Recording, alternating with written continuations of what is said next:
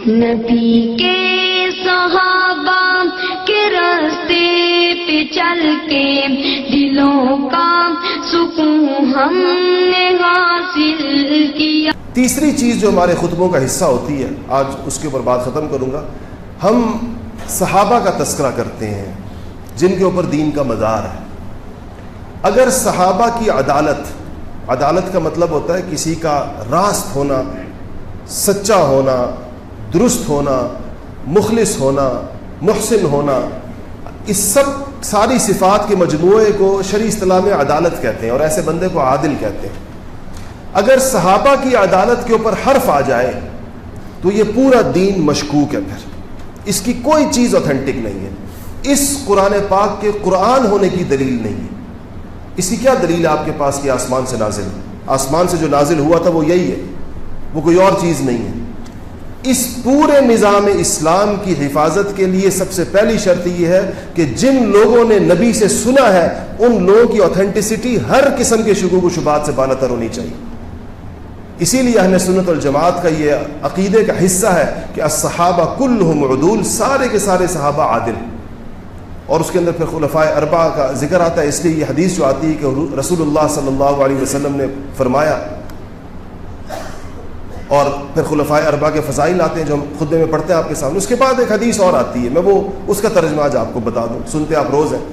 ہم پڑھتے ہیں خطبے کے اندر اللہ اللہ فی اصحابی، سنا آپ لوگوں نے؟ اس کا مطلب ہے اللہ کے رسول نبی پاک کا یہ قول ہے، ہمیں اللہ کا واسطہ دے رہے ہیں اپنے صحابہ کے بارے میں۔ اللہ اللہ، خدا کے لیے فی اصحابی، میرے صحابہ کا خیال رکھو، گویا کہ لا تتخذوہم من بعدی غرضا، میرے بعد ان کو نشانہ ہدف ملامت مت بنانا، ان پہ تنقید مت کرنا۔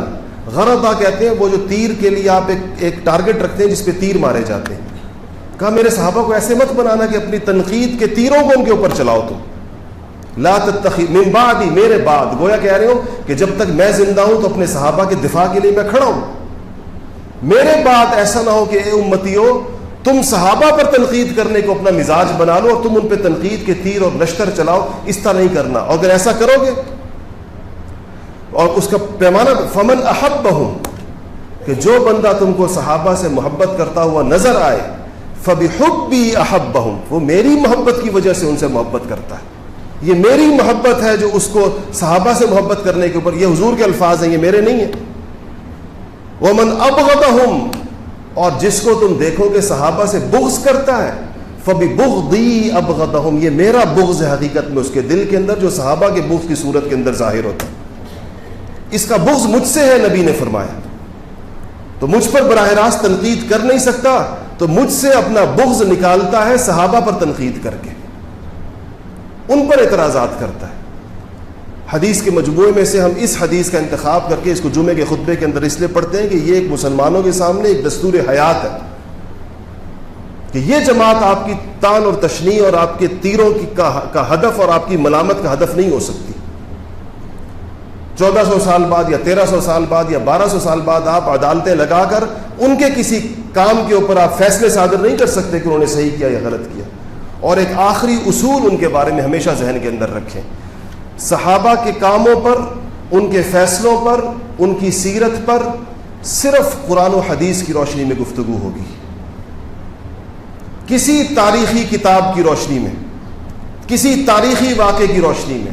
اگر تاریخی کتابیں قرآن و سنت کی تائید کرتی ہوں، جو قرآن و سنت نے ان کے بارے میں کہا ہے، اس تاریخ کو تو لیا جا سکتا ہے، لیکن جو تاریخی بات قرآن و سنت میں صحابہ کے بارے میں جو کچھ کہا گیا اس کے خلاف ہوگا، وہ تاریخ اٹھا کر کوڑے کے ڈھیر پر پھینک دی جائے گی، اس کو کبھی تسلیم نہیں۔ تاریخ کیا ہوتی ہے؟ آج کی تاریخ مرتب ہوگی کیسے ہوگی؟ یہ اخباروں کے کالموں سے مرتب ہوگی، یہ خطیبوں اور واعظوں کی باتوں سے ہوگی، اور بیانات سے ہوگی۔ آپ سوچیں کس طرح مرتب کی جاتی ہے تاریخ؟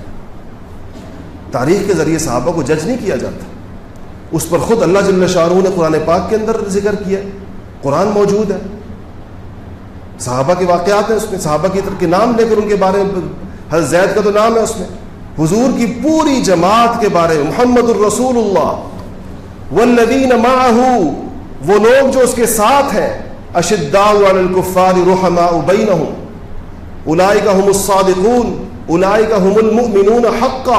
अल्लाह कहते हैं कि हक मोमिन तो यही लोग हैं जिसको अल्लाह ने सनदें दी हों ईमान की और हक्कानियत की। क्या किसी इंसान को ज़ेबा है कि वो उसको चैलेंज करे? और रसूलुल्लाह सल्लल्लाहु अलैहि वसल्लम की अहादीस सहाबा के नाम ले लेकर, और कैसी अजीब बात हो कि हुजूर तो फरमाएं कि अबू बकर फिल जन्ना, उमर फिल जन्ना, उस्मान फिल जन्ना, अली फिल जन्ना, साद फिल जन्ना, सईद फिल जन्ना, अब्दुर्रहमान इब्न औफ फिल जन्ना, अबू उबैदा इब्न जर्राह फिल जन्ना, नाम ले लेकर, और हम कहे नहीं नहीं अभी हमने उनके खिलाफ कुछ मुकदमे खोले हुए, हमारे पास कुछ फाइलें हैं उनकी, नबी जन्नत में भेज चुका है, हम दुनिया में फाइलें खोल के बैठे हुए। कितने कितने हरमा नसीब और बदबख्त हैं वो लोग जिनके सामने सहाबा की फाइलें, उन पे फर्द जुर्म आइल है उनके नजदीक। अल्लाह और उसके रसूल की सनद उनके लिए काफी नहीं है। वो अपने आप को क्या उनसे बड़ी कोई हस्ती समझते हैं कि जिनको अल्लाह और रसूल जिनके मामलात निपटा चुके हैं, जिनके फैसले फरमा चुके हैं। हम कहें कि नहीं अभी हमारी अदालत से उनको क्लियरेंस नहीं मिली है, अभी हमने एक अदालत लगाई हुई है। तो ऐसे अदालतें लगाने वाले अपनी अदालतों समेत जहन्नम का ईंधन होंगे।